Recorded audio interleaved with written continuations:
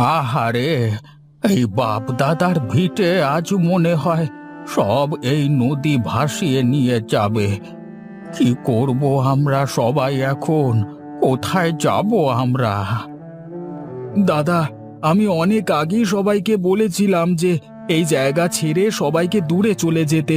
এই নদীর বাঁধ দেখে আমি আগেই বলেছিলাম যে এই বাঁধ আর বেশি দিন এই নদীর পানিকে আটকে রাখতে পারবে না।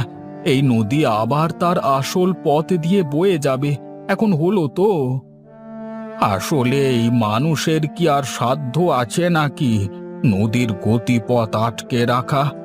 আজ আমরা আমাদের সাধের বাড়ি ঘর সব হারাতে চলেছি। যা, আজকে আমাদের গ্রাম একেবারে তলিয়ে গেল। এখন আমরা কোথায় যাব সবাই? আমাদের সব কিছুই তো শেষ হয়ে গেল। আমরা সবাই যেখানে ছিলাম, যেখানে থাকতাম, আবার আমরা সবাই সেখানেই থাকব। আমরা কোথাও যাব না।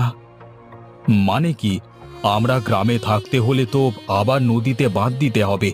আর এই নদীতে যা স্রোত, তাতে তো বাঁধ দেওয়া একেবারে অসম্ভব। না না, নদীতে আবার বাঁধ দিলে নদী মাতা নারাজ হবে। নদীতে আর বাঁধ দেওয়া যাবে না।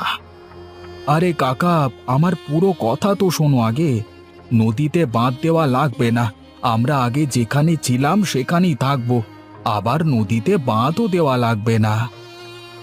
বাঁধ না দিয়ে আবার আগের জায়গাতে কি করে থাকা সম্ভব? আমার মাথায় তো কিছুই ঢুকছে না রে গোপাল।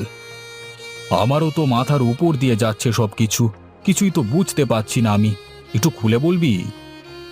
আমরা এতদিন যেখানে বসবাস করতাম সেখানে এখন নদী বয়ে চলেছে। তাই আমি ভাবছি আমরা নৌকাতে করে নদীর ওপরে বসবাস করলে কেমন হয় বলো তো সবাই? বাবা বাবা বাহ, এ তো ভারী উত্তম প্রস্তাব।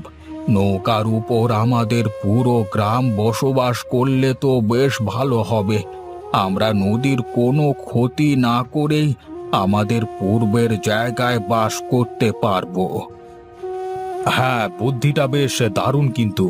সত্যি গোপাল, তোর মাথায় অনেক বুদ্ধি। শোনো সবাই, আমরা সবাই নৌকা বানিয়ে নদীর ওপরে বসবাস করব। হ্যাঁ, আর যে কদিন না নৌকা বানাতে